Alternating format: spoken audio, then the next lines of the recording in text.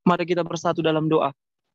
Puji syukur kami ucapkan kepadamu ya Tuhan, atas berkat dan kasih karunia-Mu yang menyertai kami di dalam hidup kami ya Tuhan. Tuhan, kini kami mau mulai acara, kini kami mulai pembelajaran kami ya Tuhan. Engkau berkati proses pembelajaran ini. Buatlah pembelajaran ini untuk bekal kami suatu saat ya Tuhan. Tuhan, kami adalah anak-anak-Mu yang penuh dengan dosa. Hapuskan segala dosa yang kami perbuat ya Tuhan, supaya kami layak menerima berkat yang Engkau berikan. Di dalam nama anak-Mu Tuhan Yesus Kristus, kami berdoa dan mengucap syukur. Amin. Amin. Terima kasih ya. Tadi kenapa suaramu hilang, Jatra? Tiba-tiba jaringannya apa, Oh, Pak? memang jaringanmu ya? Iya, Saya Pak. kira jaringan saya di sini. Oke, saya sekarang ini ada di kampus, tetapi karena nggak bisa semua kalian on-site, nah sebagian kalian sudah di asrama ini ya? Iya, ada kalian yang Pak. sudah di asrama? Iya, Pak. Oh. Ya, Sebagian, Pak. Tadi sebenarnya saya pikir kalian hanya yang tingkat 2 mengambil mata kuliah ini, jadi saya pengen untuk tatap muka langsung. Tapi ternyata ada banyak juga yang belum masuk asrama ya. Oke. Ya, minggu lalu kita juga terganggu dengan sinyal saya ya, karena di Siantar ada gangguan memang minggu lalu. Jadi nggak bisa kita lanjut. Dan bahan untuk kita bahas sudah saya kirim minggu lalu, dan ini satu bagian yang saya harapkan menjadi pegangan untuk kalian mengevaluasi, mengamati, menganalisa hal-hal yang seringkali cenderung distigmatisasi tentang orang Batak dan budayanya. Nah, yang minggu lalu juga saya sudah minta kalian untuk mulai mengamati dan membuat catatan-catatan, dikumpulkanlah nilai-nilai negatif atau yang dicap hal-hal yang negatif atau yang kurang baik tentang orang Batak, supaya kita bisa merevisi atau memperbaiki paling tidak untuk referensi kita sendiri, bahwa sesungguhnya kultur Batak yang kita praktekkan dalam kenyataan di akhir-akhir ini ya, apalagi di abad-abad modern ini, seringkali itu distigmatisasi dan memang kenyataannya jadi kurang baik. Padahal kalau kita belajar dari apa yang sudah saya sampaikan ya, bagaimana luhurnya budaya Batak itu. Nah, karena itu bahan yang saya sampaikan sekarang ini, yang kemarin minggu lalu ya, sekarang kita mau bahas, supaya kita netralisir atau diklarifikasi.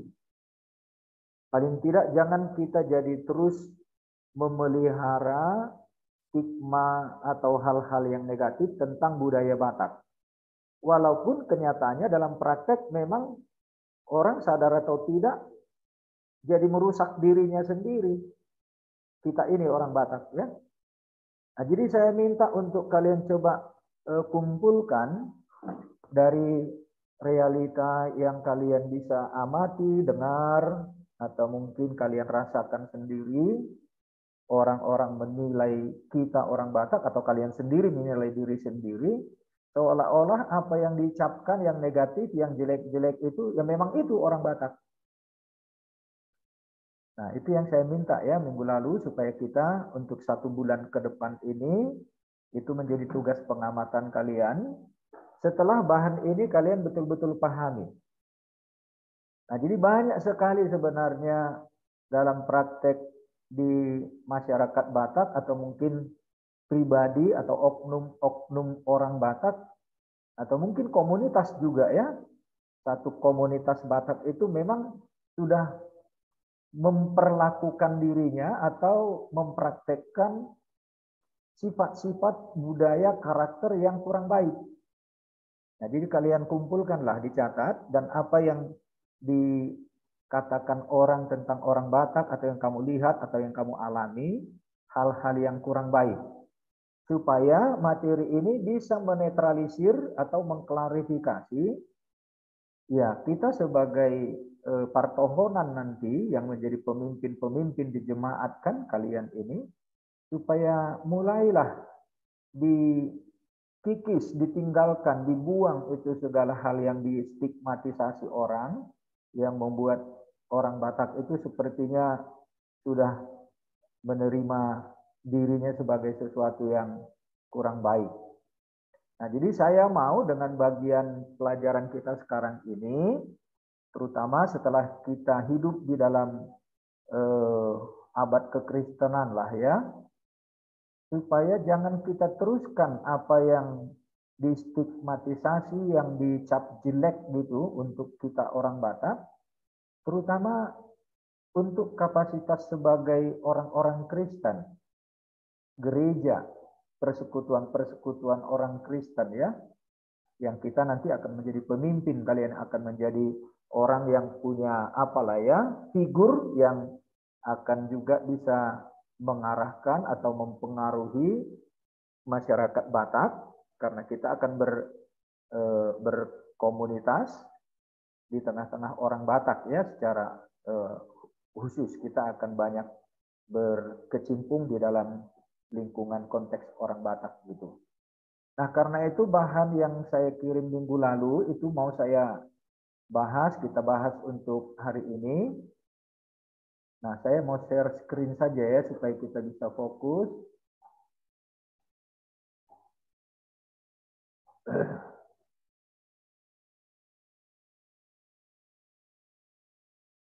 Ya.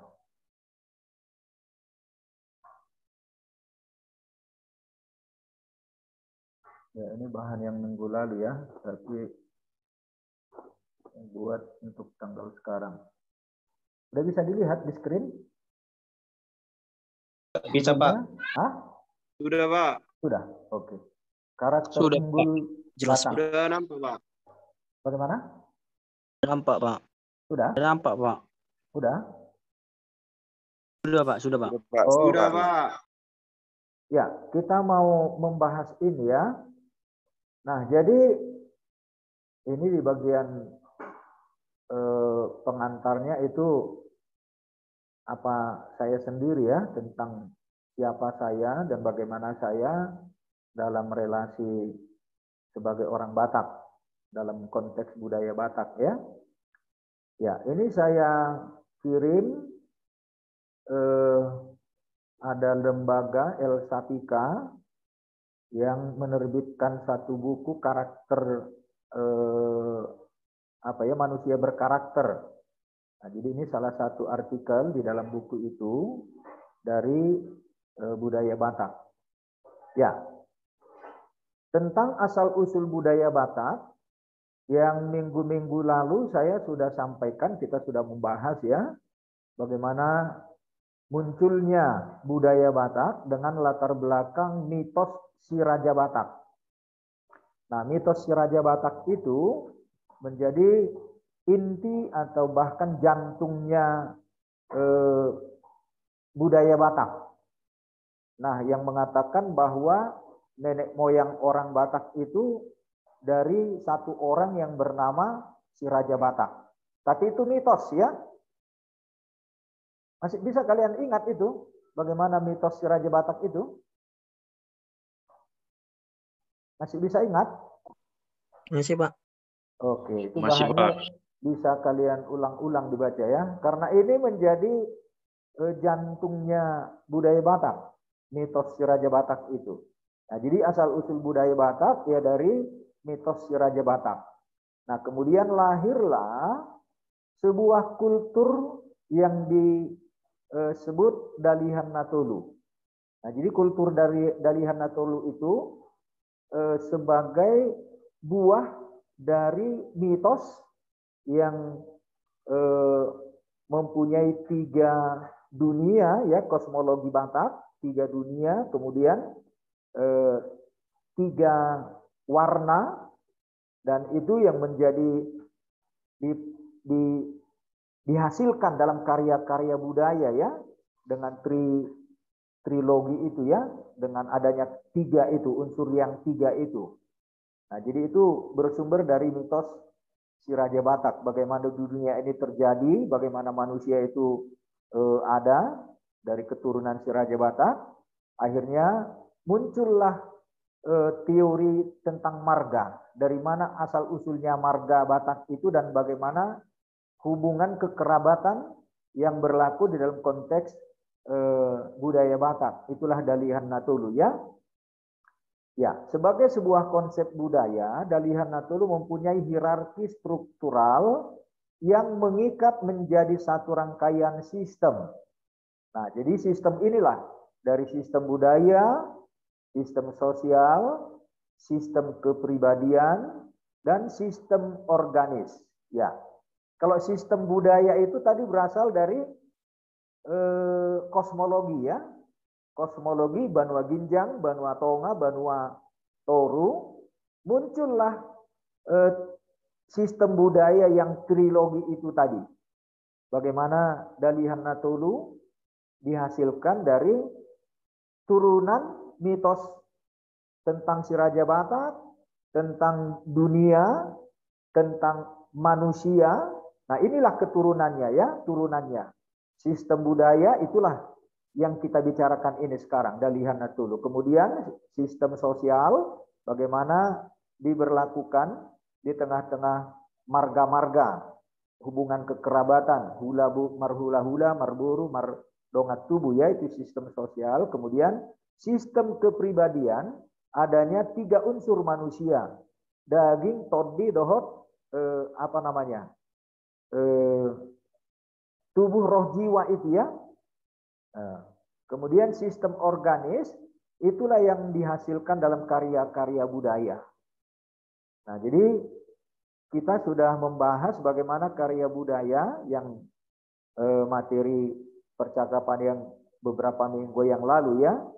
Bagaimana itu dihasilkan Gorga Batak dengan makna-makna Gorga itu dengan warnanya, juga bagaimana Tortor Batak, bagaimana orang Batak itu manortor, ya, juga dengan hasil-hasil karya yang lain. Nah, jadi itu semua mempunyai makna spiritual. Nah, jadi seluruh unsur budaya Batak, kepribadian Batak, sistem sosial Batak, sistem kepribadian dan juga sistem organis Batak, hasil karya budaya Batak itu, semua itu adalah bagian dari penyembahan kepada Allah yang disembah oleh orang Batak itu ya, di Batamula Jadi Nabulun. Nah, jadi karena itu semua unsur budaya Batak tidak terlepas dari spiritualitas Batak. Nah, jadi ini juga yang barangkali masih ditakuti sehingga sampai sekarang masih sangat hati-hati gereja kita untuk menerima unsur-unsur budaya Batak.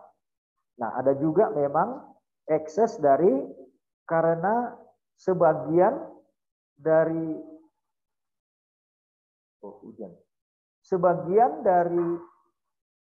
komunitas Kristen itu ada yang menerima cara-cara yang masih ada kaitannya dengan dunia-dunia roh. Nah, itulah Katolik ya. Nah, jadi kalau Katolik kan masih menerima dan itu cocok, masih sesuai dengan dogma mereka, sementara kita tidak boleh. Nah, karena itu kita gereja Protestan lah ya secara umum tidak menerima bentuk-bentuk budaya yang ada kaitannya dengan penyembahan roh. Sementara semua budaya itu tadi sebelum kekristenan, semua itu adalah bagian dari penyembahan kepada Dewatamula Jadi Nabulun. Nah, jadi karena itu di tengah-tengah praktek kekristenan kita sangat hati-hati.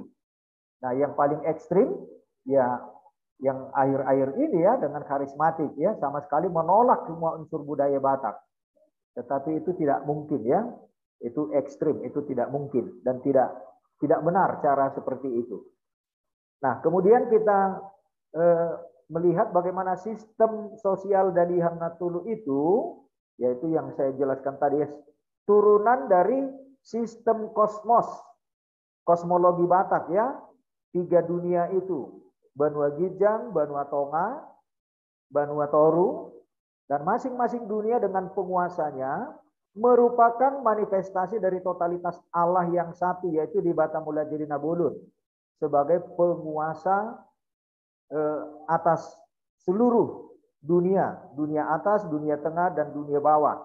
Tetapi di bagian dunia masing-masing itu ada sebagai titisannya Allah di Batamula Jadi Nabulun. Nah, jadi karena itu ketritunggalan Debata Banua Gijang, Debata Banua Tonga, Debata Banua Toru itu adalah bagian titisan dari Debata Mula Jadi Nabulun. Nah, jadi konsep ini ada mirip-mirip juga dengan bagaimana kekristenan memahami Trinitas. Nah, tetapi kita hati-hati bahwa tidak identik ya, tetapi mudah untuk dipahami karena orang Batak juga mempunyai konsep tentang Trinitas ya, tetapi tentu berbeda intinya ya. Nah, kemudian sistem kosmos Banua Gijang, Banua Tonga, Banua Toru itu tadi turun menjadi sistem dan eksistensi manusia yang terdiri dari Todi, Hosa, Dohot, Sibuk. Ya, tingkat yang terendah totalitas itu tercermin pula di dalam sistem organisma. Itulah karya budaya. Karya budaya turunan dari sistem eksistensi manusia.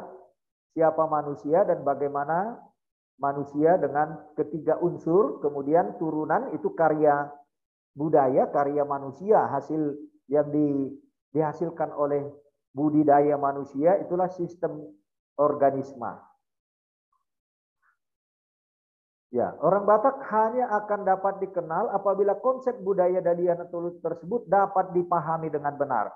Nah, karena itu tidak mungkin kita bisa mengenal orang Batak tanpa kita tahu apa itu konsep Dalian Natolu, konsep sosial Dalian Natolu ya. Karena itulah menjadi akumulasi dari mitos si Raja Batak itu tadi. Nah, itulah kita masuk kepada sistem marga dan dalam prakteknya orang Batak pasti akan marta rombo. Tahu kan marta rombo kan?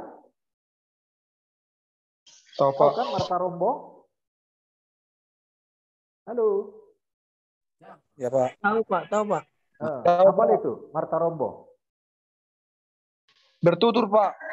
Iya, bagaimana Saya caranya? nanya marga, Pak. Oh iya, ditanya marganya apa, kemudian ditanya generasi keberapa, kemudian ditanya lagi dari mana. Nah, di situ masing-masing akan tahu hubungan satu dengan yang lain dalam kekerabatan Dalihan Natulu itu ya. Itulah marta rombo. Nah, jadi itu sadar atau tidak orang Batak pasti akan lakukan itu kan? Begitu kan? Masih, Pak. Nah, jadi inilah buah dari mitos si Raja Batak itu tadi. Padahal itu mitos. Tetapi kita sudah mempraktekkan tarombo itu, harus martarombo kita kalau berjumpa satu dengan yang lain. Nah, inilah karya budaya itu, sistem organisma. Nah, itu turunan dari mitos si Raja Batak. Dari kosmologi Batak. Nah, jadi luar biasa ini karena mitos sudah bisa menghasilkan karya budaya dan menjadi nilai yang dipegang oleh setiap insan orang Batak. Nah, padahal itu mitos, bukan? Bisa dipahami kira-kira?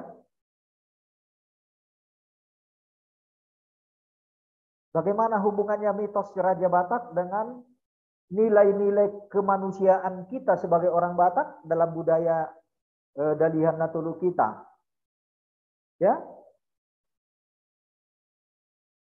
Nah, jadi ada kesejajarannya dengan cerita penciptaan di Alkitab. Bagaimana Allah menciptakan manusia dan manusia pertama itu berketurunan dan seolah-olah itu dipahami sebagai sesuatu yang kebenaran yang absolut. Nah, tetapi secara ilmiah, bagaimana mungkin si Adam dan Hawa yang dua orang itu menghasilkan manusia yang begini banyak? Nah, jadi kita selalu tetap mengacu kepada keturunan Adam dan Hawa ya. Nah, tetapi kalau kita bicarakan ini secara kritis, ilmiah, ya mungkin akan banyak juga orang yang tersandung. Kalau kita katakan bahwa kisah penciptaan Adam dan Hawa itu mitos itu. Itu mitos. Nah, tetapi orang akan bisa tersandung kalau kita mengatakan itu mitos, persis seperti kisahnya si Raja Batak. Itu mitos. Nah, tetapi kalau secara ilmiah, nah jadi di sini saya mau mengajak kalian untuk berpikir secara ilmiah tanpa harus tersandung atau terganggu imannya. Nah, jadi banyak teori-teori yang dibuat juga oleh para ahli ya, tetapi ya bisa saja itu teori yang manapun itu, walaupun kita mengikuti itu menjadi bagian dari hasil penelitian ilmiah ya, seperti Charles Darwin kan. Charles Darwin kan punya teori bahwa manusia itu berasal dari kera katanya kan. Nah, secara ilmiah dia mau meneliti itu. Ya walaupun ada missing link ya, ada bagian yang terhilang sehingga gagal teorinya Charles Darwin untuk meyakinkan orang-orang ya. Nah, tidak persoalan itu sebenarnya kalaupun itu bisa dibuktikan, tetapi kita tidak perlu menjadi tersandung iman kita seolah-olah memang kita ini keturunan kera, keturunan monyet gitu ya. Nah, seandainya pun itu benar secara ilmiah, kita tidak perlu tersandung iman kita. Itu penelitian ilmiah. Nah, tetapi kisah tentang diciptakannya Adam dan Hawa itu secara ilmiah itu nggak benar. Nggak bisa itu. Nah, jadi kalau itu yang dipegang menjadi pegangan ilmiah, ya manusia ini masih usianya masih sekitar 5 atau 7.000 tahun.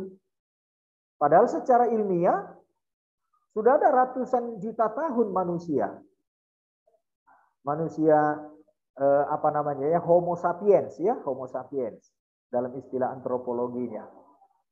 Nah, karena itu kita juga tidak perlu tersandung kalau dibuktikan oleh para ahli ilmuwan nanti bahwa manusia itu memang asalnya dari kera, nggak perlu tersandung iman kita.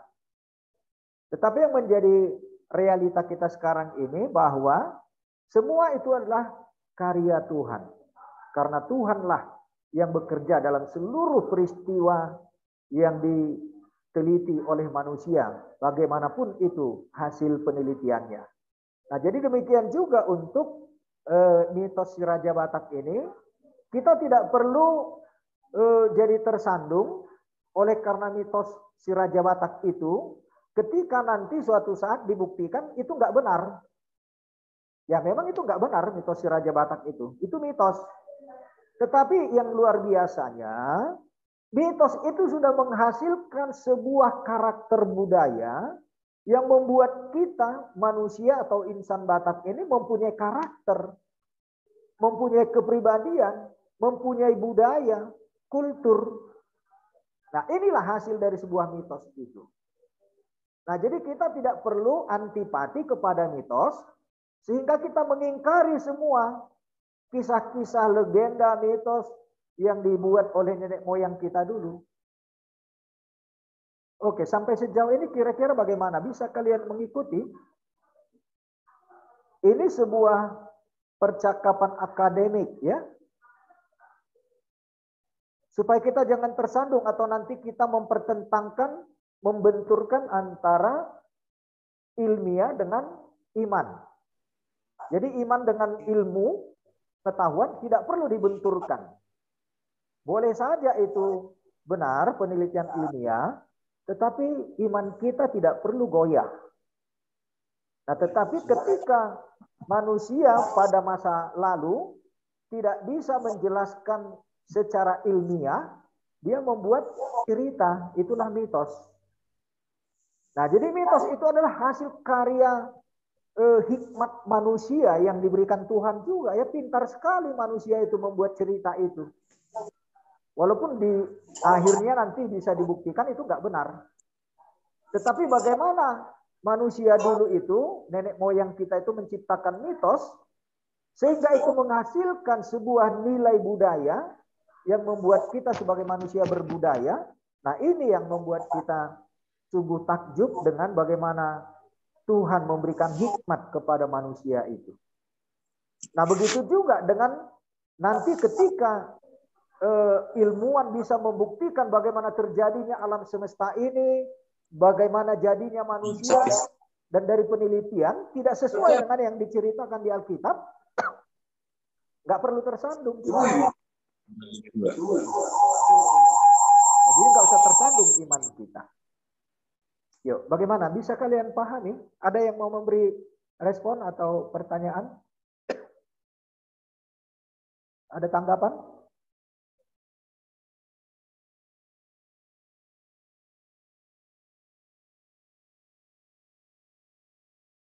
Halo? Ya, Pak. Ya, Pak.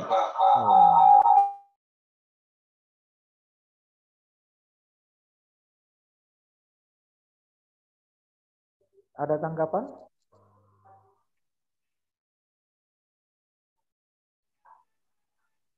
Bukan tanggapan, Pak. Apa pertanyaan? Terkait pandangan, emang benar yang katakan Bapak. Dan ada juga lagi pandangan ilmuwan bahwa manusia itu datang dari langit, dari sebuah planet yang jauh. Masih banyak penelitian mengatakan itu penelitian ini, tetapi penelitian mereka itu belum tentu menjadi kenyataan karena mereka hanya membuktikan secara melalui sebuah penelitian yang terkadang penelitian ini jauh dari kenyataan. Nah, dari pandangan antropologinya memang kita ada yang menerima, ada juga yang tidak, Pak. Nah, jadi kebanyakan juga orang manusia ini menerima pandangan ini tersebut dan meyakininya, Pak. Bagaimana buat kita kelak, Pak? Untuk Iya. Tapi maaf, suara saya terlalu keras ini volumenya. Ini tidak, ada Pak. chatnya si Christian. Terlalu Tidak, keras suara Pak. saya. Hah? Tidak, Pak. Tidak, Pak. Bagaimana? Atau si Christian punya apanya sendiri yang terlalu keras volumenya? Christian buat di sini terlalu keras volume suara saya. Sudah netral, Oke. Pak. Ya, kalianlah men-setel apanya sendiri ya, perangkatnya ya. Oke, jadi adik Kopas, itu yang saya harapkan kalian tidak perlu tersandung ketika para ahli ilmuwan nanti membuktikan bahwa cerita-cerita yang ada kita anut lah gitu ya.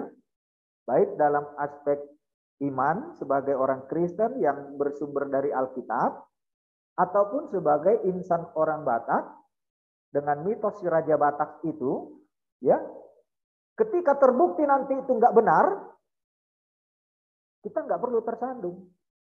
Atau seperti Adi Gopas katakan, seandainya pun nanti bisa dibuktikan bahwa manusia di planet bumi ini asalnya dari planet yang lain, dari Bima Sakti sana.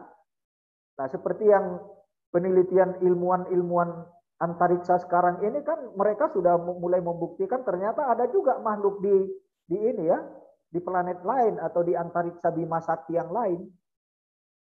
Nah, jadi kita nggak perlu tersandung dengan itu. Kalaupun bisa dibuktikan kebenaran itu dan nanti terbukti, ternyata ada juga manusia atau apapun namanya ya, makhluk hidup lah, yang ada di planet-planet atau di bumi, atau bukan bumi lagi ya. Kita ini kan planet bumi. Satu bagian kecil, sangat kecil kan bumi kita ini dibandingkan dengan Bima Sakti itu. Nah, jadi ini yang saya mau supaya kalian betul berpikir secara ilmiah, secara akademik, tetapi juga bisa memanfaatkan itu untuk membangun wawasan-wawasan yang lebih dewasa, lebih ilmiah, dalam rangka menjelaskan persoalan-persoalan iman. Jadi kalau persoalan iman, sesungguhnya nggak bisa dijelaskan, karena kita berbicara tentang yang abstrak, ya, tentang yang transendental. Nah, tetapi ketika ada cerita-cerita yang berupa mitos, berupa apalah ya cerita-cerita yang dikarang oleh para hikmat, orang-orang berhikmat, itu kita hargai. Nah, disitulah sebenarnya kita semakin melihat luar biasanya Tuhan memberikan karunia kepintaran kepada manusia. Sehingga kita tidak lagi harus terombang-ambing tentang kepribadian kita, siapa kita ini, manusia, bagaimana manusia ini. Jadi kita tidak perlu menjadi tersandung ketika penelitian ilmiah membuktikan bahwa apa yang kita anut tidak sesuai dengan hasil penemuan ilmiah. Nah, inilah dalamnya ilmu antropologi itu. Nah, dalam hal ini kita berbicara tentang antropologi budaya ya. Nah, jadi kalau di antropologi dengan penelitian artefak-artefak apa namanya ya, barang-barang temuan benda-benda yang sudah puluhan ribu atau bahkan jutaan tahun. Nah, itu akan bisa membuka tabir rahasia alam ini. Nah, itu akan terus berkembang. Pengetahuan manusia akan semakin maju, apalagi dengan alat-alat yang diciptakan oleh manusia ya, dengan kemampuan manusia ini sekarang sudah bisa keluar dari planet bumi, melakukan karya di angkasa sana ya, di apa sana, di Bima Sakti sana, yaitu bagian dari karunia Tuhan.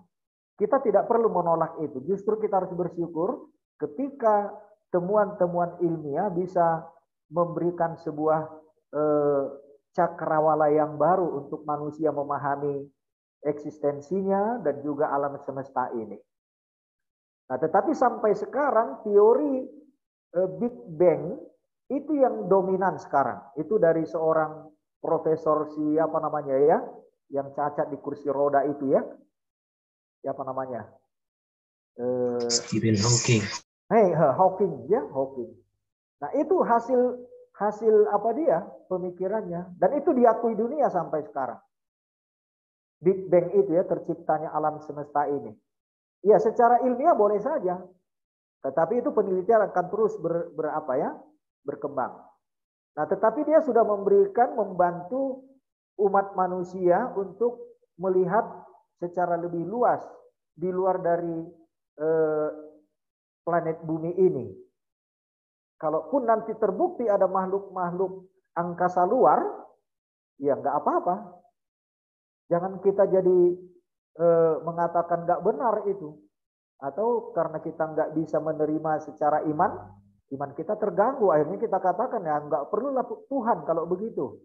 Nah, jadi jangan kita tersandung dengan itu.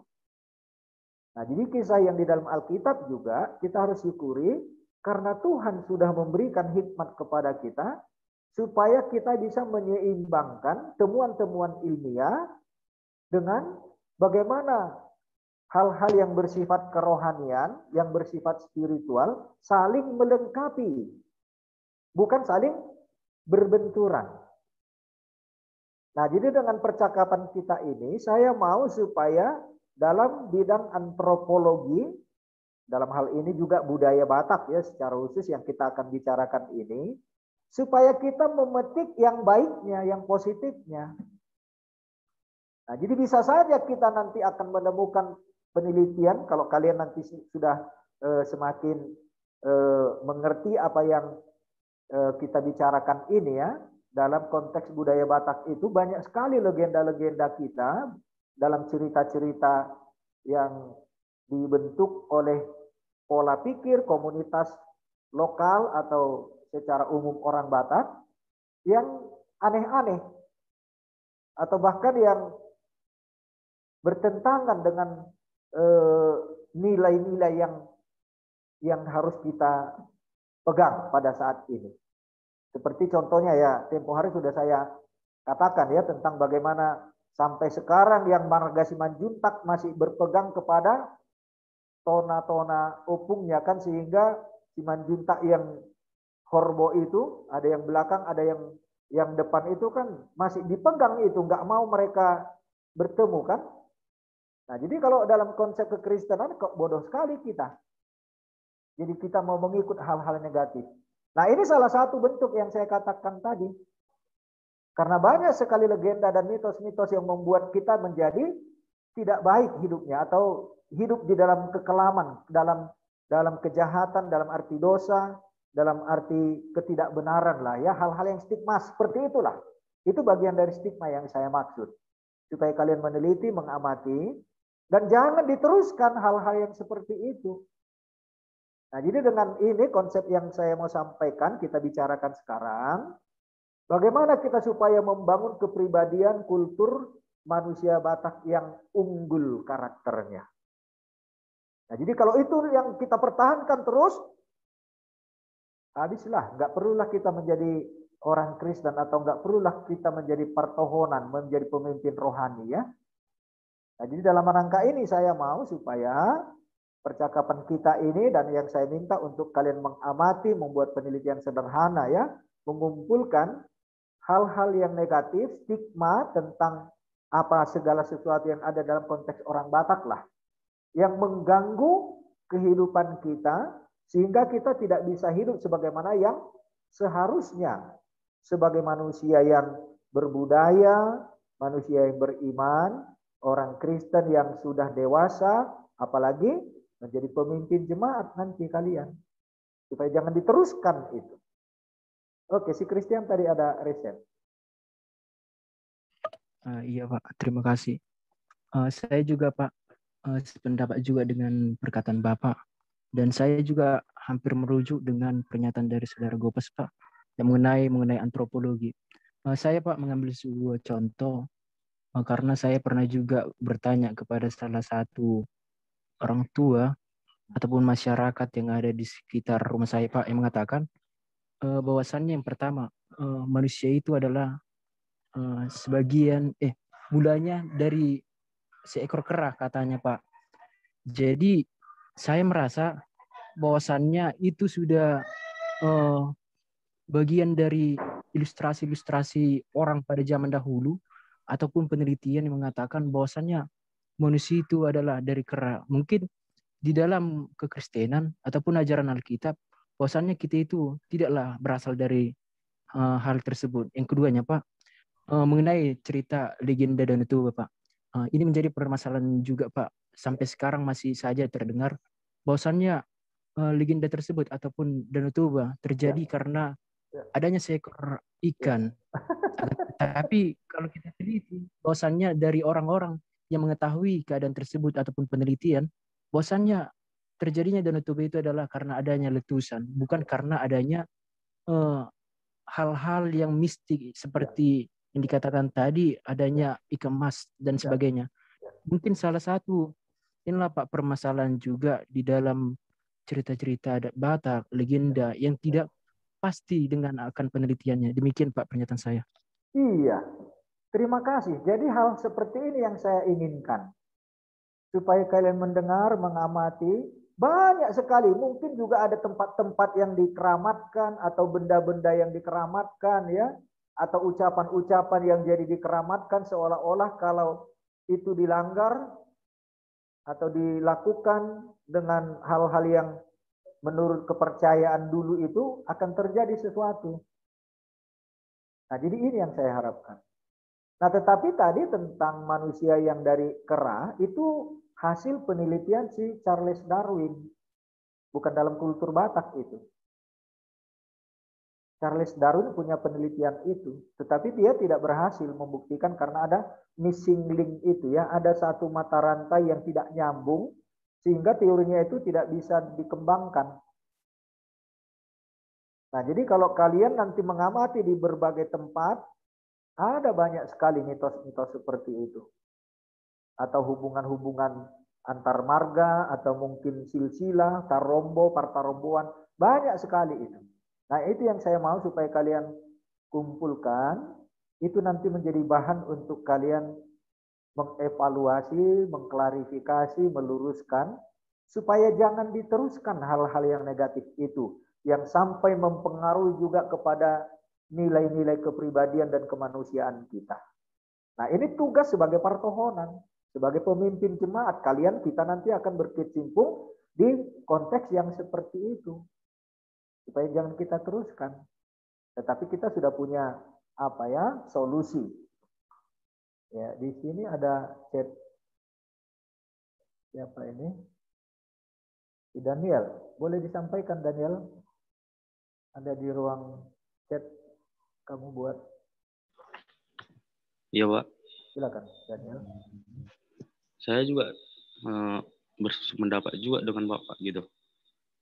Apabila nanti terjadi gitu Pak, ilmu pengetahuannya semakin berkembang, yang menemukan bagaimana terbentuknya alam semesta ini, mungkin akan melahirkan teologi-teologi baru Pak, yang akan mendekatkan kita kepada Tuhan gitu. Benar. Terima kasih Pak. Betul sekali. Nah justru ini yang saya harapkan supaya mata kuliah pelajaran kita ini sekarang bisa memunculkan teologi yang baru. Kita ini teolog, kalian ini teolog. Kita kan akan menjadi pemimpin ya. Kita akan berkecimpung di bidang itu. Tetapi jangan kita terus mempertahankan teologi barat. Ya baik, terima kasih banyak teologi barat yang sudah membangun kepribadian kita, iman kita, kultur kita ya. Kekristenan kita ini juga kita harus bersyukur karena kita sudah bisa sebagaimana yang Tuhan inginkan supaya kita jangan jadi menyembah kepada roh, tetapi supaya kita betul-betul menyembah kepada Kristus Tuhan itu ya. Nah artinya sebelum kekristenan datang, orang Batak itu juga memang sudah hidup secara spiritual, tetapi menyembah kepada yang disebut mulai jadi Nabolon dengan debata Natolu itu tadi ya, trinitatisnya itu, debata Banua Gijang, Banua Tonga, Banua Toru. Nah jadi ini yang saya harapkan dengan mata pelajaran kita ini supaya kita memang berteologi dengan antropologi budaya kita ini. Jadi supaya jangan kita hanya terus mewariskan budaya atau teologi-teologi yang sudah usang, yang tidak sesuai dengan konteks dan iman kita, tetapi kita bisa juga menghasilkan teologi-teologi yang baru. Nah ini yang saya harapkan. Nanti kalian akan saya minta itu juga. Ada juga materi yang terakhir nanti akan saya sampaikan. Bagaimana saran-saran untuk pelayanan di konteks HKBP atau konteks Batak kita ya. Nah, jadi ini juga menjadi bagian dari kesimpulan penelitian saya S2 ya, tesis saya. Buku saya itu sudah ada, di buku saya itu sudah saya tuliskan. Nah, saya secara pribadi merindukan, apalagi kalian yang pasti akan menjadi ujung tombak di dalam pelayanan jemaat di HKBP atau di konteks Batak ini nanti ya.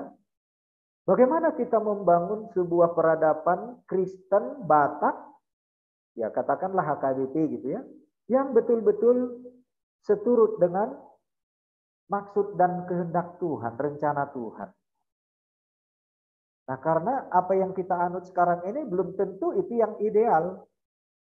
Apa yang diwariskan oleh kekristenan Barat yang datang ke tanah Batak ini, ya belum tentu sesuai dengan budaya kita. Nah, begitu juga sebaliknya.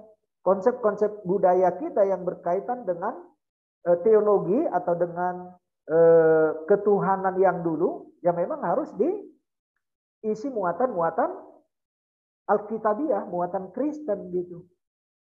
Supaya terjadi perkawinan antara iman dan budaya, apakah itu budaya yang dari kekristenan Barat atau budaya lokal, budaya kita sebagai orang Batak, itu menjadi satu ramuan yang betul-betul menjadi teologi yang otentik, yang menjadi bagian dari eksistensi kekristenan Batak kita.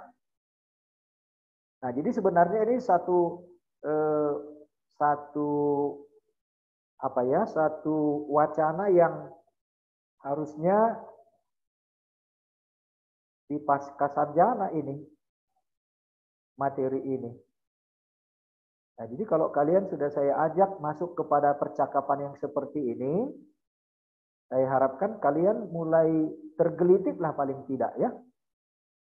Supaya jangan hanya puas mengikut-ikut atau mungkin menjadi pelaku budaya yang sudah terstigmatisasi itu dan kalian nikmati dan kalian tidak merasa ada sesuatu yang harus dikoreksi. Nah, jadi tentang cerita bagaimana Danau Toba itu tercipta, nah itu kan ada legendanya, itu mitos. Nah, kan nggak benar seperti itu. Nah, dari penelitian ilmiah sudah bisa dibuktikan ternyata ada letusan gunung, ledakan gunung yang luar biasa, dan itulah dalam catatan sejarah di bumi ini letusan gunung berapi yang paling dahsyat yang pernah terjadi di planet bumi. Dan itu kemungkinan yang memisahkan Pulau Sumatera, Jawa dengan Malaka ya. Asia itu jadi pecah. Dan itu membuat ada jadi zaman es. Sehingga bumi ini tertutup, tidak ada sinar matahari masuk karena kabut atau asap hasil dari letupan Gunung Toba itu sampai puluhan tahun. Nah, jadi itu zaman es. Itu dari penelitian ilmiah ya. Sekitar 70 atau 75.000 tahun yang lalu. Nah, itu luar biasa. Nah, jadi penelitian antropologi juga sudah mulai orang bisa melihat bahwa manusia pertama di Indonesia Nusantara inilah ya, itu orang Papua. Orang Papua. Itulah pribumi aslinya di Nusantara ini. Nah, jadi sebelum terjadi ledakan Danau Toba itu, mereka itulah yang ada di Asia atau apalah ya, sebelum meledak itu masih satu itu Asia. Benua Asia ini masih satu. Nah, jadi manusia pertama di seluruh Asia itu hasil penelitian itu ya Papua. Nah, itu dari luar biasa penemuan-penemuan ilmiah ini ya, dengan penemuan penelitian gen itu. Oke, terima kasih. Semoga kalian semakin terbuka dan punya minat untuk tertariklah dengan bidang antropologi ini, terutama yang kita mau bicarakan ini, supaya setidaknya kita bisa mengklarifikasi, menetralisir tentang stigmatisasi yang dianut, dimiliki, dipelihara oleh orang Batak, tetapi yang harus kita luruskan. Karena tidak akan membangun kemanusiaan yang benar yang diharapkan Tuhan. Nah, jadi inilah sebenarnya satu karya ilmiah, seorang antropolog, seorang budayawan, seorang teolog yang menjadi sesuatu yang unggul dari kemanusiaan kita ini. Oke, ada lagi?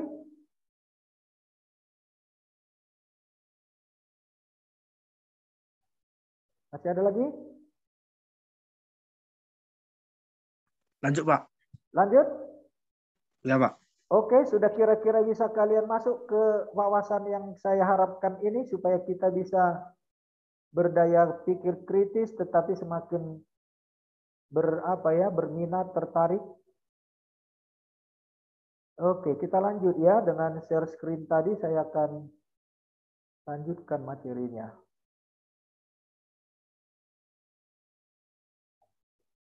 Ya. Oke, sudah bisa dilihat? Belum, Pak. Loading, Pak. Masih loading. Ya, jadi yang tadi sampai kepada bagaimana orang Batak itu martarombo.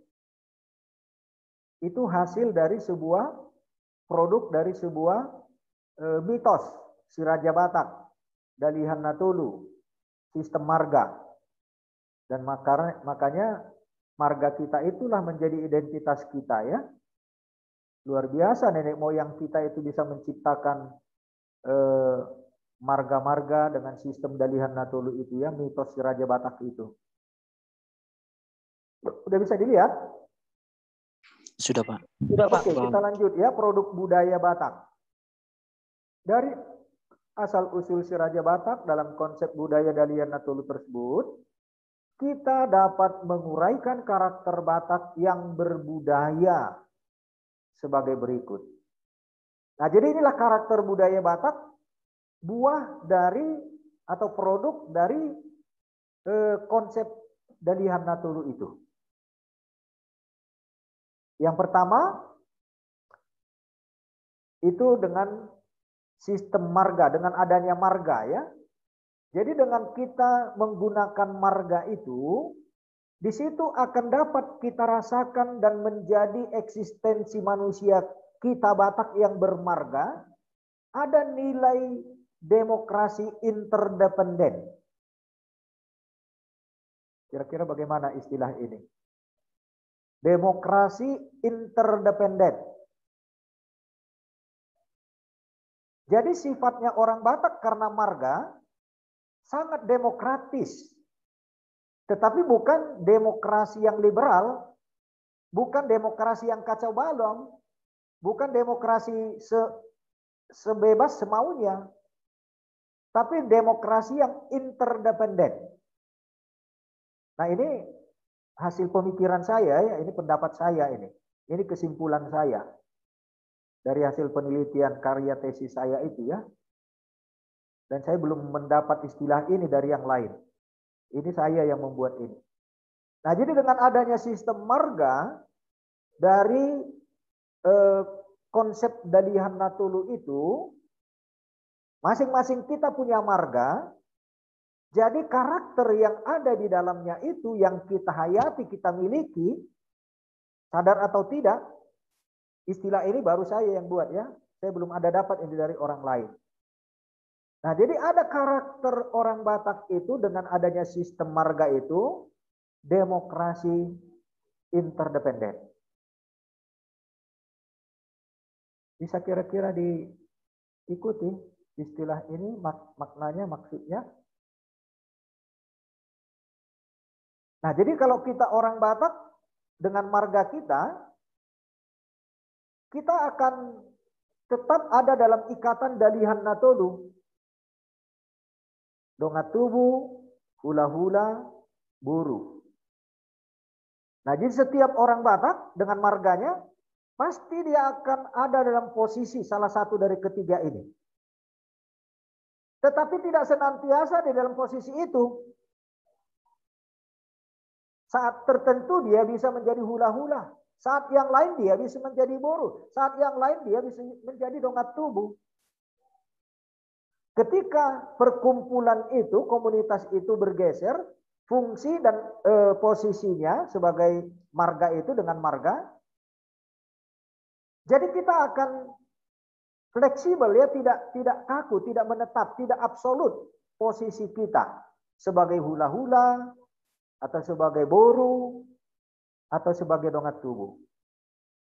Karena itu akan dinamis sekali. Dan itu saling bergantung satu dengan yang lain, tidak bisa lepas. Nah jadi disinilah yang saya maksudkan itu karakter budaya Batak dengan adanya sistem marga itu, demokrasi interdependen. Nah nanti nggak tahu bagaimana kalian bisa dalam aplikasinya, dalam sistem organisasi yang harusnya dimiliki, dibangun di konteks orang Batak ya. Nah jadi ini nilai. Jadi kalau bertentangan dengan nilai demokrasi interdependen itu tidak akan cocok dengan kepribadian orang Batak. Nggak cocok. Nah contohnya, ya kita masuk saja kepada contoh yang sedang dipraktekkan, dianut oleh gereja kita lah ya di HKBP ini. Kalau pemilihan. Dengan pemilihan yang dilakukan oleh HKBP, sistem pemilihan kita ini kan demokrasi yang sangat liberal. Sangat liberal. Dengan suara paling banyak dia akan menang. Nah, jadi siapa suara yang paling tinggi, itu dia yang akan menang. Itu yang masih berlaku di HKBP. Itu sistem di Barat. Kalau di orang Batak nggak cocok itu. Di budaya Batak nggak cocok. Yang cocok bagi budaya Batak ya seperti ini sistem marga itu, demokrasi interdependen. Nah karena itu sistem pemilihan di gereja HKBP lah contohnya ya. pasti akan menimbulkan konflik karena tidak sesuai dengan budaya karakter orang Batak. Pasti ada konflik. Selama belum sesuai dengan karakter budaya Batak, cara kita berorganisasi akan ada saja konflik dan akan ada korban, tumbal. Pasti akan terjadi. Bukan sekadar karena kita kurang dewasa secara kepribadian ya. Kalau orang barat itu ya memang mereka sudah dewasa kepribadiannya dan sesuai dengan kultur mereka seperti itu. Nah, jadi mereka tidak akan perlu sakit hati atau sampai bermusuhan, saling bunuh-bunuhan kalau berbeda pendapat atau kalah dalam sebuah pemilihan. Nggak ada sakit hati di situ. Dan tidak akan terjadi blok-blokan. Tidak terjadi balas dendam dan balas budi. Itu di barat karena memang kultur mereka seperti itu. Bisa menghargai perbedaan tanpa harus membawa itu menjadi konflik. Itu budaya mereka. Tapi kalau diterapkan di kita Batak, itu bukan budaya kita, akan terjadi konflik. Selain kepribadian kita belum dewasa ya, tidak dewasa lah. Memang nggak cocok dengan budaya kita. Nah, jadi ini salah satu contoh bagaimana karakter budaya Batak itu harus dipakai, digunakan dalam rangka juga pelayanan pemberitaan Injil untuk kita hidup dalam berorganisasi, bermasyarakat banyak dalam konteks budaya Batak. Nah, nggak tahu apa kalian bisa menangkap yang saya katakan. Ini sebenarnya sudah tahap pasca sarjana ini materi ini. Bisa kira-kira kalian ikuti. Demokrasi interdependen. Dengan sistem marga itu, maka karakter orang Batak, demokrasinya interdependen. Saling tergantung satu dengan yang lain. Dan nggak bisa dipisahkan itu. Nah karena itu kalaupun misalnya di tengah-tengah konteks orang Batak modern sekarang ini, kalau tetap kultur ini dipelihara, tidak ada konflik, tidak ada masalah yang tidak bisa diselesaikan. Kalau digunakan dengan demokrasi interdependen ini. Tetapi ya memang sudah dirusak oleh dunia modern dan juga mungkin oleh politik negara kita ini sejak dulu ya. Sehingga sudah rusak sendi-sendi sosial kita juga kan. Nah makanya nggak ada lagi di Tanah Batak diberlakukan sistem sosial bius, huta gitu ya. Nah, jadi sangat demokrasi, murni apa bebas ya. Dan itu yang merusak. Contohnya kalau mau pemilihan kepala daerah atau kepala kampung ya di desa-desa kita itu, wah kan terjadi perang. Ya main uang kan. Saling pengaruh apalah. Primordialisme tetapi tidak sanggup untuk berbeda. Atau kalau kalah, pasti akan membawa korban. Menang atau kalah pasti akan ada korban. Karena apa? Tidak sesuai dengan kultur Batak. Sistem demokrasi yang dilakukan itu nggak sesuai dengan kultur Batak. Nah, bahkan gereja pun, gereja kita HKBP pun jadi seperti itu. Ya, jadi demokrasi interdependen itu buah yang sangat luhur, produk dari Dalihan Natolu, sistem marga itu. Nah, jadi seandainya kita memberlakukan ini, demokrasi yang interdependen itu dengan sistem marga, dengan Dalihan Natolu, segala persoalan di tengah-tengah konteks orang Batak akan bisa ada jalan keluar. Dan diterima dengan legowo, dengan lapang dada gitu ya. Tidak harus ada menang kalah, apalagi sampai ada korban, tumbal. Nah itulah dalam kultur Batak ya yang disebut marindahan nasi naor ya. Mangan, kalau di Papua itu bakar batu. Kita orang Batak itu marindahan nasi naor. Nah ketika gereja tidak mengadopsi itu, nah jadi jalan keluar jadi kekuasaan. Jadi otoriter atau pemaksaan, akan ada orang yang sakit hati, akan ada tumbal korban. Tapi kalau sistem ini diberlakukan, demokrasi interdependen itu, Ya bentuk-bentuknya salah satu itu di Marindahan Nasinaor ya. Pokoknya dipakailah itu kekerabatan Dalihan Natulu itu, selesai persoalan. Gak ada luka-luka, gak ada tumbal, gak ada korban. Dan tidak habis seperti pilkada sekarang ini kan. Lihatlah, untuk orang menjadi anggota DPR, DPRD, untuk menjadi bupati kan, dia harus sawer uang sampai bermiliar itu kan. Dampaknya apa? Ya nanti itu kan harus kembali, ya korupsi. Nah gereja juga seperti itu masih. Jangan-jangan ada juga praktik berjalan uang untuk pemilihan kan. Nah contohnya kalau dia sudah menghabiskan sekian ratus juta untuk dia dapat posisi perebutan jabatan itu kan harus kembali. Hitung-hitungan ekonominya kan. Kapan itu kembali? Ya harus korupsi. Ya harus buat cara-cara bagaimana supaya kembali uangnya itu bahkan berlipat ganda. Nah jadi rebutan jabatan itu untuk cari uang. Karena caranya sudah bertentangan dengan jiwanya orang Batak. Gak sesuai dengan kultur Batak. Nah ini yang saya mau supaya betul-betul kalian mencermati dan melihat ini sebagai hal-hal yang sudah ditinggalkan dan kita tidak hargai warisan budaya kita itu.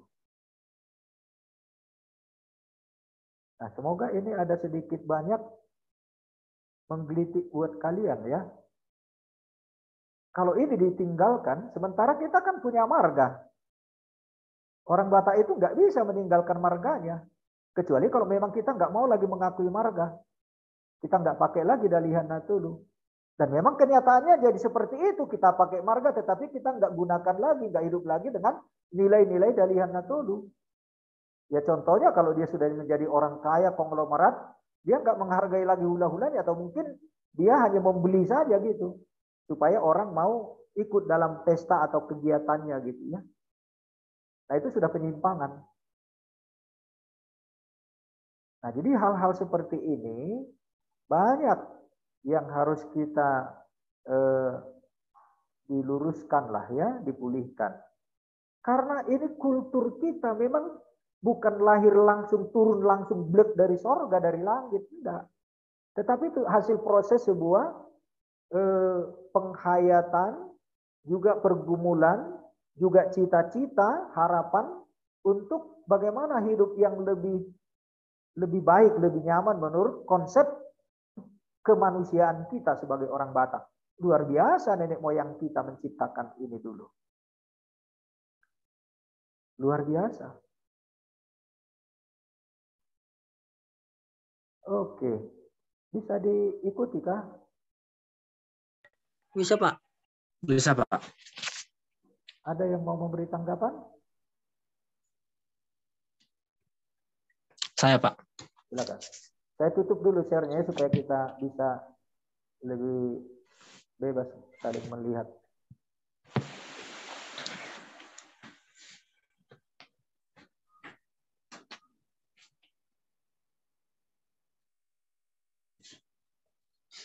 Oke, siapa tadi?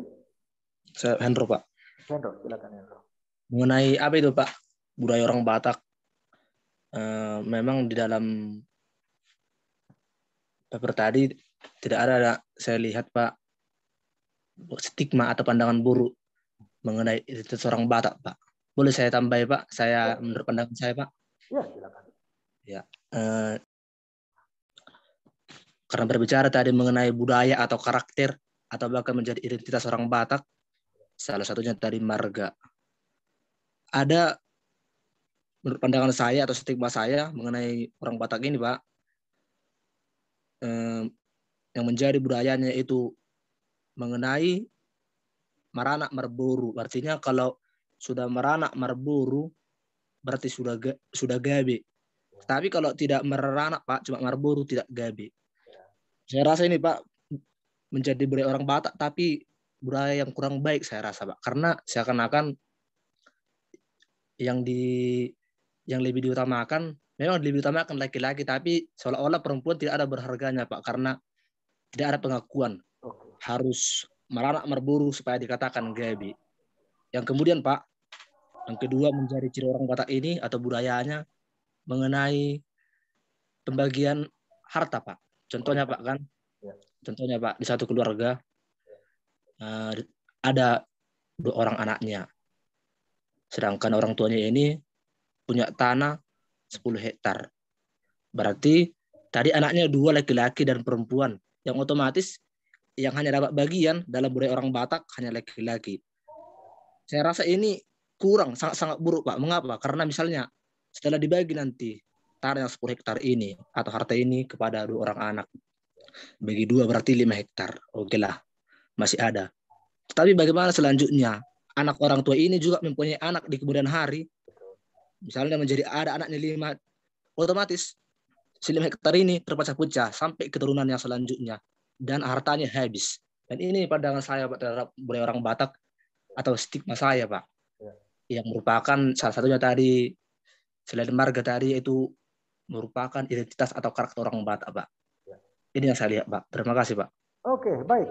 Nah, jadi hal-hal seperti ini yang saya harapkan untuk kalian amati dan teliti, dibuat apalah ya, di data begitu, supaya kalian sendiri juga bisa melihat ada hal-hal yang harus dibenahi, dikoreksi gitu.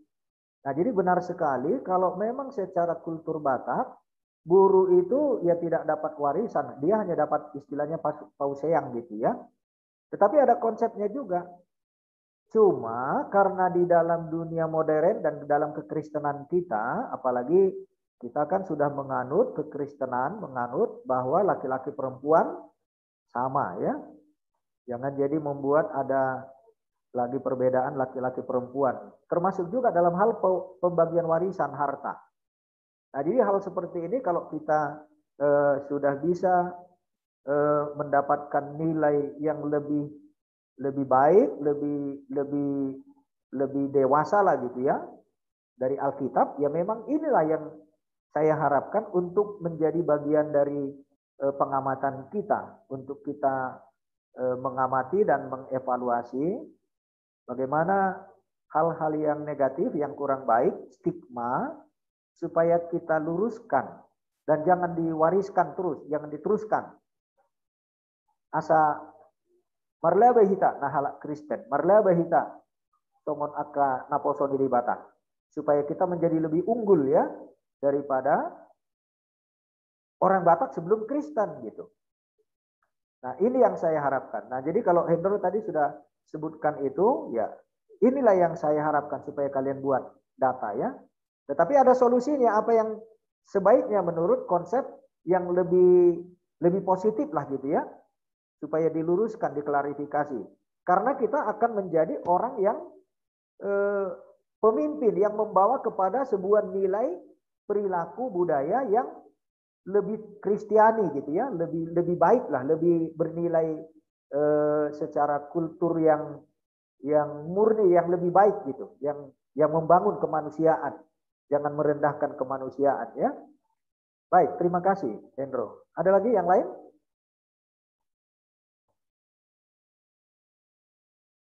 Dari sedikit, Pak. Dari saya sedikit, Pak. Yuk, silakan. Siapa? Enggak, saya lihat. Menjawab pertanyaan dari saudara Endro. Oh. Memang betul yang bilang Bapak, tapi melihat konteks dulu, Pak. Ya. Di banyak orang Batak bisa buruh dapat bagian, Pak. Ya. Tergantung dari segi keluarganya, Pak. Ya. Apakah bisa mencukupi atau enggak. Oke. Itunya, Pak. Jadi kalau soal pembagian harta itu terus menerus itu dari dari suku Batak sampai beranak cucu pun terus menerus dapat pembagian harta. Itu Pak dari saya, Pak. Oke. Ya, baik juga ya. Dalam tatanan kultur sosial yang saling menghargai atau saling apalah ya, jangan jadi ada orang yang direndahkan atau yang dilecehkan, yang tidak dihargai ya. Jadi demikian yang kita mau bangun dengan penelitian yang saya maksudkan ini. Tapi kalau memang konsepnya ada bagi warisan yang adil dengan kesepakatan bersama, jangan ada orang yang jadi disisihkan, yang tidak dipedulikan, baik karena persoalan gender laki-laki perempuan atau mungkin karena ketidakadilan pembagian harta itu ya. Nah, jadi hal-hal seperti ini memang konsep yang harus kita bangun bagaimana supaya jangan jadi ada ekses negatif dari persoalan-persoalan memegang sebuah nilai budaya. Tapi kalau saya secara pribadi sebenarnya, dan itu seringkali saya motivasi, terutama untuk orang-orang tua lansia ya, saya lebih radikal sebenarnya. Terutama kalau anak-anaknya sudah berhasil, saya katakan kalau boleh nggak usah lagi wariskan harta kepada anak-anakmu kalau anak-anakmu sudah berhasil. Tapi persembahkan kepada Tuhan, ke gereja, atau buat pelayanan sosial. Persembahkan itu kepada Tuhan, jangan lagi kepada anakmu gitu.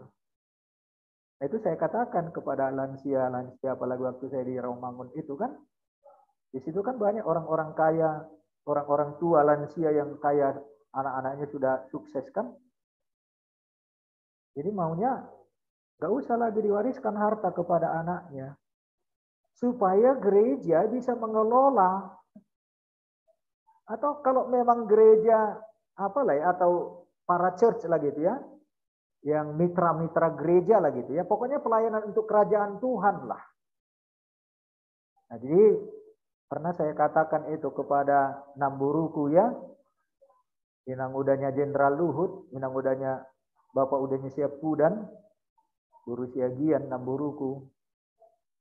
Waktu saya datang ke rumahnya, kebetulan jemaat kami di Rawamangun itu, saya lihat rumahnya besar kali, banyak kali kamar-kamarnya. Anak-anaknya sudah pejabat semua, sudah sukses kan. Jadi aku bilang sama Namburuku itu, Namburu mulu mate yung haduan, pilihum majabumon, tuha KBP asa tabayin ison gabi rumah jompo, saya bilang. Supaya menjadi untuk perawatan orang-orang tua ya yang sudah jompo. Kan banyak sekali kasus-kasus orang tua yang sudah tidak berdaya, anak-anaknya sibuk, apalagi seperti di Jakarta kan, akhirnya menderita sekali dia.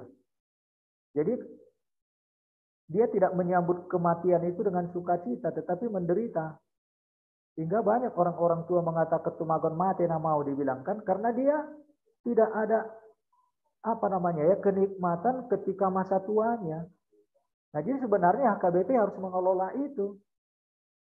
Diakonis itu mau kemana itu? Itulah pekerjaan mereka harusnya. Nah, jadi kalau HKBP membangun seperti itu sentra-sentra, tempat-tempat panti jompo atau panti-panti sosial yang lain lah ya. Nah, makanya saya merasa miris kalau HKBP sedunia ini panti asuhan, hanya satu di Elim yang di Siantar itu. Saya sedih dengan HKBP ini. Ngapain capek HKBP sebesar ini sedunia hanya mengurus berapa orang lah di situ. Itu pasti menjadi sumber masalah di situ. Kalau konsep berpikir saya di setiap distrik mestinya ada panti asuhan.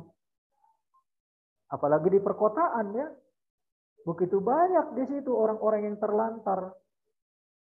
Panti karya.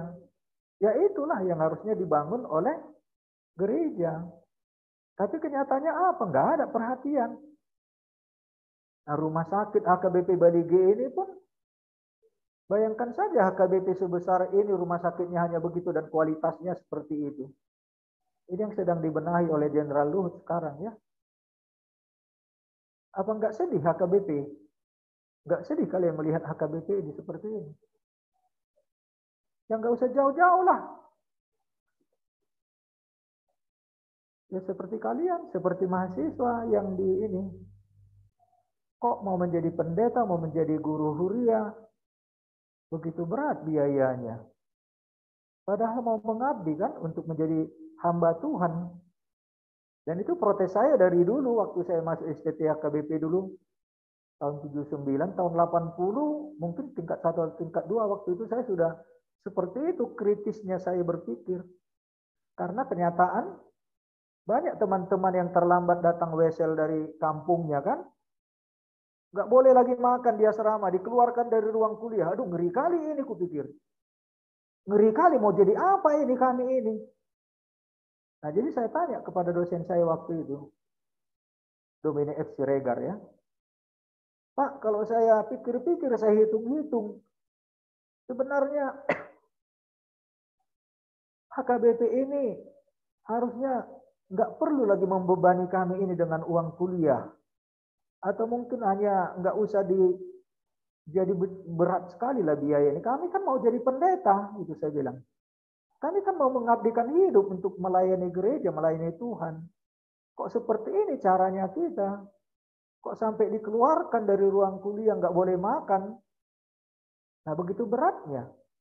Nah lain lagi nanti kalian ini kalau mau jadi apa kan? Semua uang. Lantas apa artinya gereja ini? Kok jadi cari uang begitu kan? Nah, jadi tidak membangun potensi pemberdayaan itu untuk membangun kerajaan Allah. Nah, jadi seringkali hal-hal seperti ini membuat daya kritis saya kadang-kadang saya jadi nggak bisa diam. Nah, jadi seperti itulah contohnya pembagian warisan. Nah, jadi kalau didewasakan jemaat ini, tetapi memang dia harus memang merasa berhutang dengan HKBP supaya dia mau mewariskan hartanya itu kalau dia sudah tua, anak-anaknya sudah berhasil, hartanya itu jangan diwariskan lagi kepada anaknya, jangan kepada keturunannya, tapi dipersembahkan kepada Tuhan. Dibuatlah yayasan atau lembaga-lembaga pelayanan sosial atau kepada HKBP lah ke gereja. Tapi jawaban Namburu saya itu membuat saya terpukul tetapi tertawa. Jadi ketawa aku. Dak kaposan paditan di HKBP, dibilang, malu aku. Aku ketawa tapi malu. Dak kaposan paditan di HKBP, dibilang. Ya itulah persepsi jemaat. Nah, jadi sekiranya betul-betul orang-orang tua kita itu dari sejak awalnya dia dididik, diasuh, dibekali oleh gereja, dilayani dengan baik, dan itu yang saya harapkan kalian. Akan menjadi pelayan yang sungguh-sungguh kalian. Membangun jiwa, membangun kerajaan Allah. Bukan cari uang ya. Dan jangan kalian berpikir kaya untuk menjadi guru huria nanti ya. Jangan pikirin uang lah. Tapi bangun pemberdayaan manusia ya. Sumber daya manusia dan potensi-potensi yang ada di sekeliling kita. Nah, jadi kalau kalian tadi mengatakan pembagian warisan di konteks budaya Batak, ya boleh-boleh saja lah, tetapi jangan menjadikan ada yang tersisi atau ada yang ketidakadilan dalam pembagian warisan. Tapi kalau konsep saya seperti itu. Bagaimana supaya jemaat kita yang sudah sukses anaknya, dia orang tua sudah berhasil, dalam usia tuanya dia akan meninggal dunia, disumbangkanlah hartanya itu kepada gereja. Bukan lagi kepada anak-anak cucunya. Nah seperti itu juga Tidi Pardede kan. Ya saya cukup dekat dengan salah satu dari anaknya Tidi Pardede. Dan dia jadi bergumul betul. Karena mereka jadi berkelahi terus kan. Jadi tidak membawa sejahtera bagi mereka anak-anak cucunya. Sampai terjadi kepada cucu juga, cucunya Tidi Pardede itu, karena orang tuanya sudah gontok-gontokan, ya saling berebutan juga. Generasi yang ketiganya. Jadi main pengadilan, bahkan sampai ada kekerasan kan. Jadi itu contoh, banyak yang seperti itu. Nah, jadi yang saya maksud, kalau misalnya gereja kita ini sudah betul-betul dikelola dengan baik, kalian jadi pemimpin-pemimpin yang qualified nanti ya. Nah, karena itu ini catatan saya juga kepada kalian ya. Saya berharap kalian tidak puas hanya dengan S1. Kalau kalian nanti selesai ya, kalian sudah menjadi strata 1 kan, S1 kalian nanti kan. Jangan puas hanya kalian menjadi sarjana, apa nanti istilah-istilah apa kalian? Predikat kalian S4 ya, yang lulusan dari STBH ini nanti. SPDK Pak. SPDK ya. Jangan cukup puas dengan S1. Saya berharap kalian untuk studi lanjut, bahkan sampai doktoral ya. Tapi tetap kohonannya guru huria, nggak usah jadi pendeta. Dikelolalah HKBP ini. Luar biasa HKBP ini, luar biasa. Tuhan memberkati orang Batak melalui HKBP, dan HKBP ini potensinya luar biasa. Nah, tetapi kalau manusianya seperti yang sekarang ini, ya apa boleh buat lah. Ya saya bukan mau merendahkan, enggak. Tetapi konsep berpikirnya itu ya masih yang biasa-biasa saja. Ya kalau seperti itu menurut saya nggak usah jadi doktor lah orang. S3, ngapain jadi S3 kalau seperti itu kualitasnya? Non gelar saja ya cukup menjadi epurus kalau seperti itunya kualitas kan. Kasihan guru huriana dulu abang-abang munana non gelari dipendetakan, nggak usah jadi sarjana. Kalau kualifikasinya hanya seperti ini, mengelola organisasi yang besar, yang kaya raya ini potensinya, tetapi dengan hasil yang biasa-biasa saja. Nggak usah harus dokter mengelola itulah. Nggak usah sampai master orang sekolah. Oke, ini mungkin sudah agak menyimpang ya dari topik kita, tetapi supaya kalian juga tergelitik dan betul-betul kalian terbukalah wawasan kalian bahwa materi pembelajaran kita ini untuk membekali kalian menjadi manusia yang betul-betul, ya kalau dalam konsep manajemen gereja, menjadi SDM yang betul-betul membangun kerajaan Allah lah. Gereja kita ini menjadi betul-betul berkat bagi dunia. Gak usah sibuk hanya untuk mencari kepada diri sendiri. Jangan orientasinya ke dalam lagi lah. Ini kan gereja. Gereja itu kan eklesia, dipanggil keluar. Supaya keluar kita menjadi berkat. Jangan jadi mencari berkat hanya untuk diri. Enggak, itu salah. Gereja yang tidak benar itu. Terbalik itu konsepnya. Gereja harus menjadi berkat bagi dunia. Keluar dia. Nah, karena itu kalau konsep yang saya katakan ini dilakukan, gak ada susahnya membuat sejahtera HKBP ini. Gak ada sulitnya. Tapi persoalannya apakah memang sudah dewasa imannya jemaat kita? Nah, jadi jemaat HKBP yang sudah dewasa, imannya sudah bertumbuh baik, dan mereka bertumbuh dari karismatik banyakan ya, bukan di HKBP, bukan dibina di HKBP dia. Nah, biasanya mereka justru aktivitasnya di luar HKBP. Ke karismatik itu hartanya juga ke situ. Oke, sudah sedikit di luar jalur, tetapi sedikit yang saya mau sampaikan pesan ini supaya kalian semakin bersemangat lah. Ya kalian bersyukurlah, beruntung karena perguruan kita ini sudah strata 1 ya, sudah STGH. Jadi kalian bukan non gelar lagi, bukan SDH seperti yang lalu-lalu.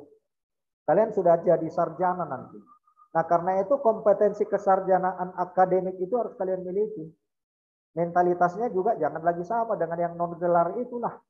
Yang hanya mau cari uang, mau cari tempat. Akhirnya sikut-sikutan. Akhirnya jadi ambil muka, angkat telur gitu kan. Dan segala macam dilakukan. Begitu juga di jemaat. Yuk, masih ada lagi?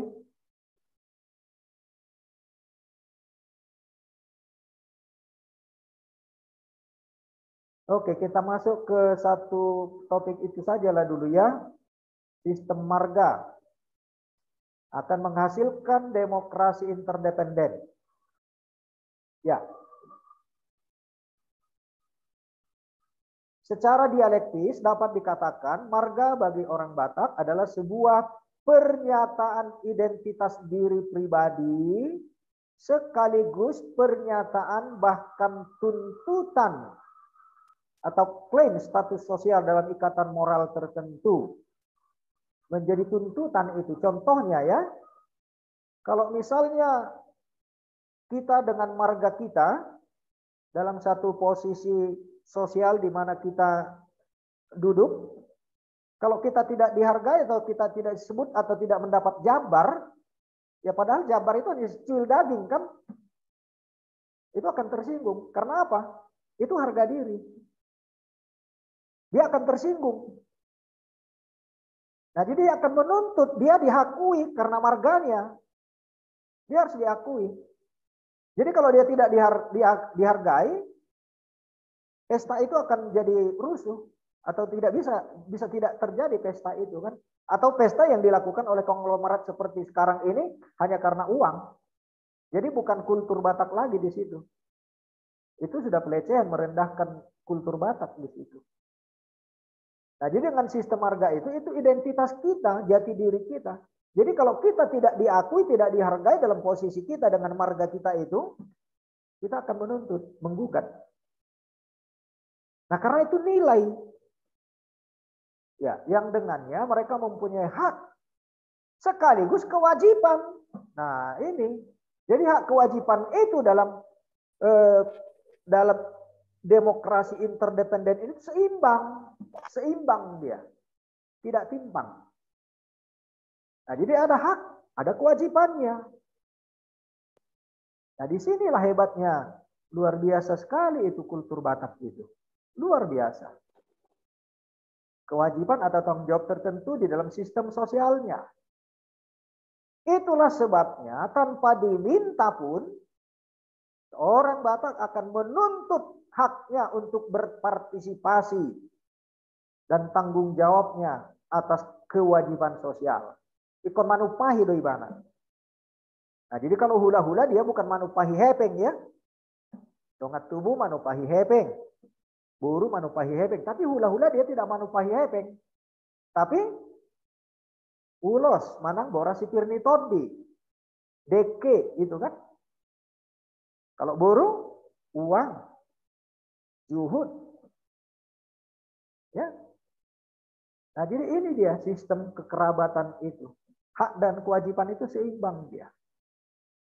Nah, makanya jujur kalau saya mengikuti pesta-pesta Batak sebenarnya saya terharu dan sering saya tanpa sadar itu meneteskan air mata, apalagi kalau manortor itu ya, meroma hula-hula. Waduh, saya sangat tersentuh itu, sangat tersentuh. Luar biasa indahnya budaya Batak ini. Saya puji Tuhan, terima kasih Tuhan. Tapi sayangnya mungkin orang Batak itu sendiri juga enggak menghayati seperti itu dalamnya. Atau mungkin hanya karena sekadar budaya dia tidak mengapresiasi secara spiritual makna-makna spiritualnya. Nah, jadi luar biasa Tuhan itu memberikan budaya kita itu ya, budaya Batak kita itu luar biasa. Luar biasa. Nah, tetapi ini yang harus kita bangun. Ini yang saya harapkan supaya kita bangkitkanlah kesadaran kita tentang kultur Batak yang dikaruniakan Tuhan itu sangat indah. Sangat indah. Tapi jangan ada lagi yang jatuh kepada ikatan-ikatan dengan roh-roh ya, penyembahan berhala. Tapi saya yakin kalau orang Kristen, kita sudah Kristen, kita tidak akan lagi bersinggungan dengan hal-hal yang bersifat animisme, penyembahan berhala. Nah, karena itu dengan kedewasaan kekristenan kita, budaya kita ini juga harus betul-betul kita berdayakan, kita gunakan, kita pakai untuk mengembangkan kemanusiaan, nilai-nilai kemanusiaan termasuk juga dalam rangka mempermuliakan Tuhan.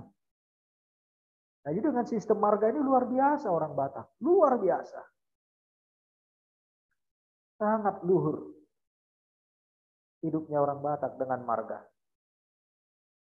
Nah, adanya sistem marga dalam Dali Natulu membuat di dalam diri pribadi setiap orang Batak secara inheren telah ada suatu jalinan ikatan moral tertentu yang harus dipenuhinya. Baik dia maupun pihak dongan yang 3 posisi itu tadi. Dalam ususunan Dalihan Natulu itu ya. Jadi keseimbangan ikatan moral itu akan terjadi dan dipelihara itu. Cuma sayangnya kalau itu hanya sebagai, ya karena tidak dihayati lagi ya, sebenarnya ini juga tugas gereja. HKBP juga harus membangun ini, karena itu yang saya ajarkan ini kepada kalian, saya harapkan ini juga nanti kalian bangun menjadi apa ya, menjadi bagian dari pembinaan, pelatihan, pendidikan di dalam membina atau membangun sumber daya manusia Batak Kristen atau warga HKBP nanti ya, warga jemaat kita itu. Luar biasa ini. Kultur kita ini. Ya, dengan itulah status sosial mereka juga menjadi sebuah legitimasi religius. Karena itu ada kaitannya dengan religiusitas, dengan apa yang diimani dari kisahnya apa tadi ya, Debata Natulu itu tadi. Debata Natulu dalam konsep budaya Batak. Tetapi setelah kita Kristen, ya dalam konsep Trinitatis Allah Bapa, Anak dan Roh Kudus itu, kita nggak lari lagi kepada debata Batara Guru, apa namanya, ya Raja apa namanya, yang tiga itulah ya, Dewata itu bukan lagi ke mula jadi Nabulun lagi kita kan, kalau sudah betul-betul hidup dalam iman Kristen kita.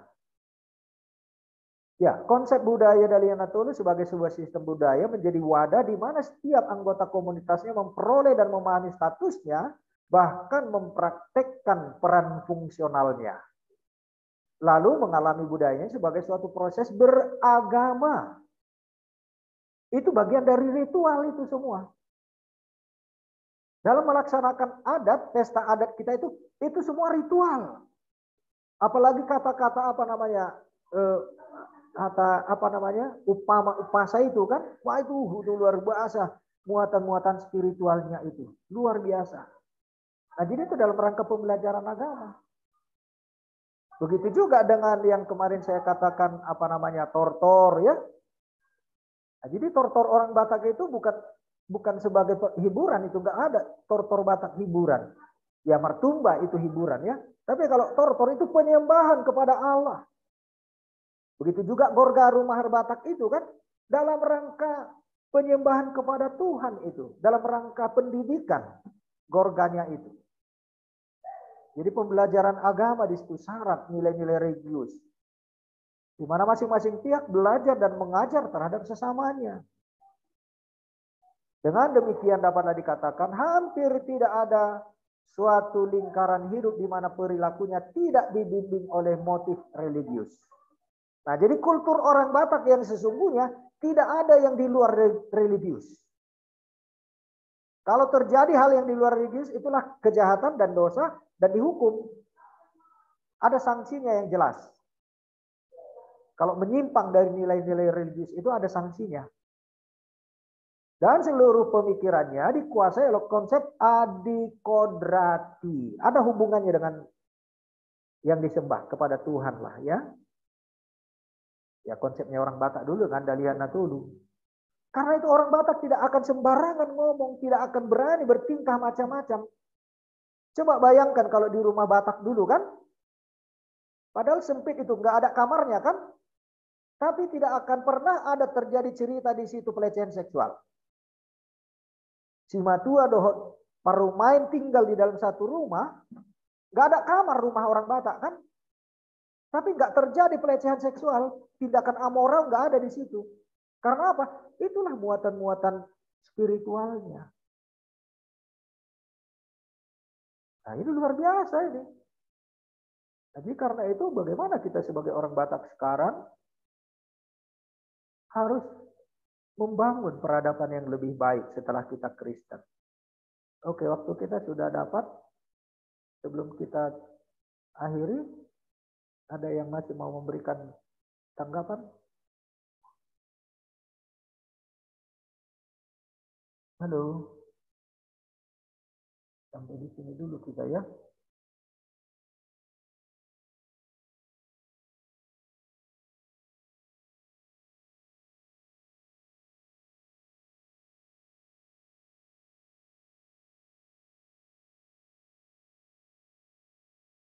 Waduh, Dok Rohamo, bagaimana kalian merasa percakapan kita ini, materi pelajaran kita ini? Sangat menarik, Pak. Tohodo?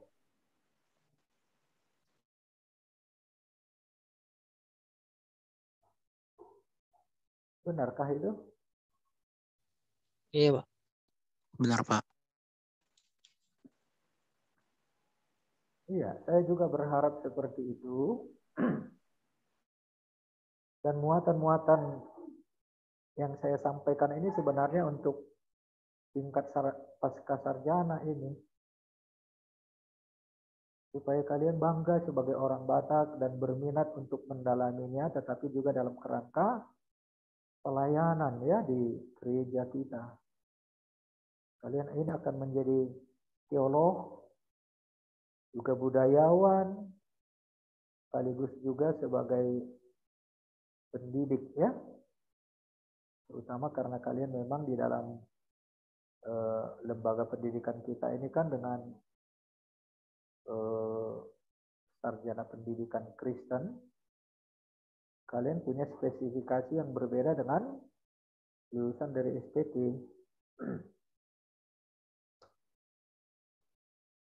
Iya. Masih bisa didengar suara saya?